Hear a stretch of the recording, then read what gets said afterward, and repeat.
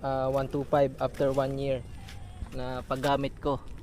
So bali ang issue ko lang talaga kay XRM mga guys, nung una yung gulong niya, kasi mali, alam niyo naman yung gulong nito, di ba? Paras lang sila ng size sa harap tsaka likod.